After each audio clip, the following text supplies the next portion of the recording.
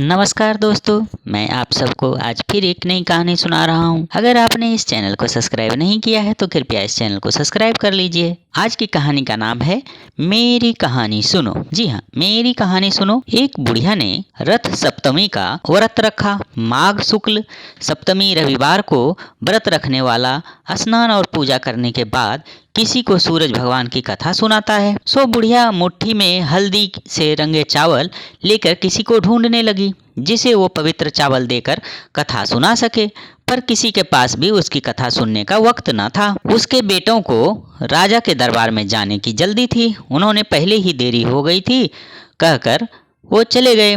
वे राजा की डांट नहीं सुनना चाहते थे। बेटों से निराश होकर वह पोतों के पास गई। यह उनके पाठशाला जाने का वक्त था। उन्होंने भी बुढ़िया की कथा सुनने से मना कर दिया। तब वह बहू के पास गई। उसे भी दूध मुहे बेटे के मारे दम मारने की फुर्सत नहीं थी। तब बुढ़िया नदी के घाट पर गई। वहां धोबी ने कपड़ा धो रही थी। उसने उससे आग्रह किया कि वे उससे माघ की रविवार को कही जाने वाली कथा सुने। उन्होंने अपना काम खत्म कर लिया था और वो जल्दी से जल्दी घर पहुंचना चाहती थी, सो उन्होंने भी कथा सुनने से मना कर दिया। बुढ़िया कई जगह गई। कईयों ने उसे कथा सुनने की विनती की, पर उसे एक भी श्रोता नहीं मिला। ब्राह्मण, लकड़हारा, गांजा, धोबी, कुम्हार, जिससे भी उसने बात की, उनमें से कोई भी उसकी कथा सुनने के लिए एक आध घड़ी निकालने को भी तैयार नहीं हुआ। जिससे कि जिसने भी माघ के रविवार की कथा सुनने से इनकार किया, उसे उसका फल भुगतना पड़ा। उसके बेटे को दरबार में दंड मिला। बहू का दूध मुहा बच्चा ऐसा बीमार पड़ा कि मरता मरता बचा। पोतों को पाठशाला में गुरुजी की मार खानी पड़ी। धोबिनों की सासों ने जमकर उसकी खिंचाई की। ब्राह्मण को उस दिन कोई भोजन कराने वाला नहीं मिला। उस दिन कुम्हार चाक से एक भी ढंग का बर्तन नहीं उतार सका। इसके साथ जो बीती उससे बुढ़िया अनजान थी। वह उदास थी। उसे कोई कहानी सुनने वाला नहीं मिला, पर उसने धीरज नहीं खोया। अंततः वह पीछे वाले मोहल्ले में गई, जहां उसे बाल्दिया जाति की एक औरत मिली। वह उसकी कथा सुनने को राजी थी, पर वह भूखी थी। इसलिए पहले बुढ़िया उसे खीर खिलाए, तभी वह उसकी कथा सुनेगी। बुढ़िया ने घर जाकर खीर बनाई और तसला भरकर गर्भवती औरत के लिए ले आई। औरत बहुत खुश हुई। वह सारी खीर चट कर गई, पर इससे पहले कि बुढ़िया कथा सुनाना प्रारंभ करती, वह नींद में डूब गई। अगाढ़ स्वप्न रहित नींद। बुढ़िया हाथ में पीले चावल लिए उसके जागने का इंतजार करने लगी। अचानक उसने गर्भवती औरत के पेट की बच्ची को कहते सुना, तुम मुझे कथा सुनाओ, मैं तुम्हारा कथा सुनना चाहती हूँ। मैं सुनूंगी। पीले चावल माँ की नाभि पे रख दो और मुझे कथा सुनाओ। बुढ़िया खिल उठी। उसने सो रही औरत की नाभि को हौले से पवित्र चावलों से भरा और उसके भरे हुए पेट की ओर मुंह करके गर्भ की बच्ची को माघ के रविवार की कथा सुनाने लगी। कथा सुनाने के उपरांत उसने एक लोरी सुनाई, जिसका आशय था, जहां तुम्हारे चरण पड़ेंगे वहां उजड़े गांव आबाद हो जाएंगे, बिनौले मोतियों में बदल जाएंगे, सूखे पेड़ फलों से लद जाएंगे, बूढ़ी गायें भी दूध देने लगेंगी, बांझ औरतों की गोद हरी हो जाएगी, खोया हुआ खजाना मिल जाएगा और तो और मुर्दे भी जी उठेंगे। ओ धीब, तुम में ऐसा तज होगा कि राजा भी तुम पर कृपालु रहेंगे। उसकी कथा और लोरी खत्म होते ही बाल्दिया औरत की आंख खुल गई। आंख खुलते ही उसने बुढ़िया से कथा सुनाने को कहा। बुढ़िया ने कहा, तुम्हारे पेट की बच्ची ने मेरी कथा सुन ली। वह बहुत भागधारी होगी। बच्ची के जन्म पर मुझे खबर करना। इतना कहकर बुढ़िया घर लौट आई। 4 हफ्ते बाद बुढ़िया को बाल्दिया औरत के बच्चे होने का समाचार मिला। रिवाज के मुताबिक बुढ़िया नवजात बच्ची के लिए साड़ी और कटोरी में तेल लेकर अदेर बाल्दिया के डेरे पर पहुंची। बच्ची को वह निकट के जंगल में ले गई। पेड़ की डाल से साड़ी बांधकर उसका झूला बनाया, उसमें बच्ची को सुला दिया। उसने पेड़ से कहा वे उसे धीमा धीमे झूला झुलाएं और चिड़िया उसे लोरी सुनाने की विनती की।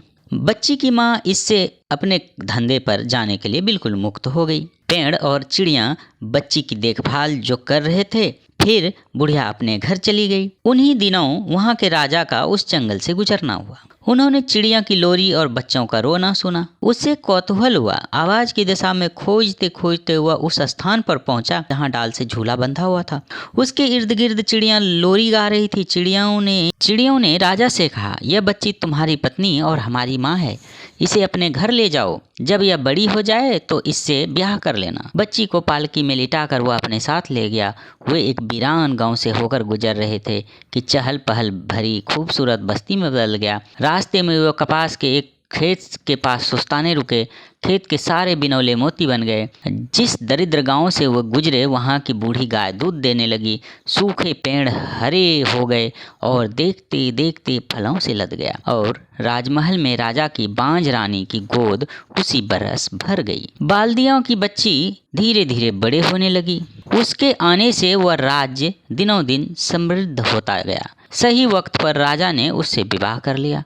आप कल्पना कर सकते हैं बड़ी रानी इससे कतई खुश नहीं थी। सुंदर युवा नई रानी की ओर राजा का झुकाव देखकर ईर्ष्या से उसका हृदय फटा जा रहा था। जाने कहां से आ मरी यह उसकी छाती पर मूंग दलने के लिए। ना तो उसकी जात का आता पता, ना माँ बाप का आता पता। एक दिन जबरदस्त ईर्ष्या के बेग में उसने महल के तमाम गहने और हीरे मोती संदूकची में रखे और संदूकची को समुद्र के किनारे फेंकवा दिया। कुछ दिन बाद मछुआरों ने एक बड़ी मछली पकड़ी। वह मछली उसने बड़ी रानी को भेंट की। रानी ने मछली को सूंघा और कहा, इसमें से बदबू आ रही है। नाक भौं सिकोड़ते हुए उसने मछली छोटी रानी के पास भिजवा दी। इतनी बड़ी मछली को देखकर छोटी रानी बहुत खुश हुई। उसने उसे अपनी आंखों के आगे कटवाने और पकवाने का निश्चय किया। रसोइया ने उसे काटा तो उसमें वह संदूकची मिली जिसे बड़ी रानी ने समुद्र में फेंकवा दिया था। राजा ने यह सुना तो उसने चिड़ियों की लोरी याद आ गई। उस लोरी में छोटी रानी की तमाम खूबियां गिनवाई गई थी।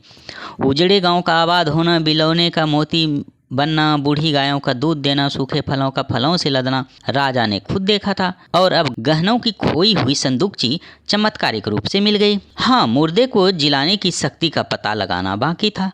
सो नई रानी के आवास में भोजन करके वह बड़ी रानी के शयन कक्ष में सो गया और चुपके से जहर खाकर चिरनिद्रा में सो गया। बड़ी रानी पागल सी हो गई। अपने साथ सती होने के लिए उसने छोटी रानी को कहलवा दिया। सबको अंतिम संस्कार के लिए तैयार किया जाने लगा। छोटी रानी सती होने के लिए जरूरी कर्मकांड पूरे करने लगी।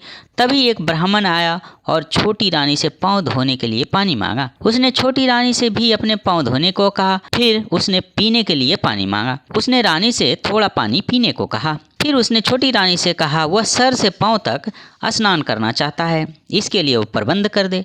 उसने रानी को भी स्नान करने का निर्देश दिया। स्नान के बाद उसने अपने शरीर पर लगाने के लिए चंदन सार मांगा और रानी से अपने शरीर पर हल्दी का लेप लगाने को कहा। फिर उसने अपने माथे पर कुमकुम का तिलक लगाया और रानी से कहा वह अपने माथे पर कुमकुम की बिंदी लगाए। फिर उसने अपने लिए भोजन मंगाया और रानी से भी कुछ खा लेने को कहा। अंत में भोजन और कर्मकांड की समाप्ति के प्रतीक के रूप में पान सुपारी मंगाई गई। उसने स्वयं पान सुपारी खाया और रानी को दिया। इस तरह उसने रानी से जो जो करवाया वह पुरोहित स्वयं भी करता गया। यह सब करते हुए रानी का हृदय दुख से फटा जा रहा था। वह जल्दी से जल्दी शमशान पहुंचना चाहती थी जहां पर उसके पति का शव जलाए जाने की प्रतीक्षा कर रहा था। पर ब्राह्मण ने उसे तब तक नहीं छोड़ा जब तक उससे वह सब करवा नहीं लिया जो उसे कराना चाहिए। उसके बाद उसने बताया कि वह सूरज भगवान आदित्य नारायण है जिसकी कहानी बुढ़िया ने रानी को सुनाई थी। जब वह माँ की गर्भ में थी तो उसने रानी को हल्दी से रंगे हुए कुछ चावल दिए थे। ये चावल वह पति के शव पर डाल दे। इतना कहकर वह अदृश्य हो गई। छोटी रानी भागती हुई शमशान पहुंची। सब उसकी राह देख रहे थे। वह राजा के पास गई और चावल उस पर फेंके। राजा तुरंत अर्थी पर उठ बैठा, मानो वह अर्थी पर नहीं पलंग पर लेटा हो जहां वह चिरनिद्रा में सो गया था। राजा ने और तमाम लोगों ने रानी से पूछा कैसे वह चमत्कारिक रूप से जी उठा। तब रानी ने बताया यह माघ मास के रविवार की कथा सुनने का प्रताप है। यह कथा उसने माँ के गर्भ में सुनी थी। उसे ये जादू उसी की पुण्याई से ये जादू शक्तियाँ प्राप्त हुई। राजा स्तब्ध रह गया, कहने लगा यदि केवल कहानी सुनने से इतना कुछ हो सकता है तो विधि पूर्वक रथ सप्तमी का व्रत करने से उसका कितना अधिक प्रभाव होगा। उसने रानियों को व्रत रखने और उसके लिए आवश्यक प्रबंध करने को कहा। जब माघ सप्तमी रविवार को दोनों रानियों ने जो व्रत रखा वह आज इस घोर कलयुग में भी उच्च स्त्रियां रखती हैं। कहानी यहीं पर खत्म होती है। थैंक यू, धन्यवाद।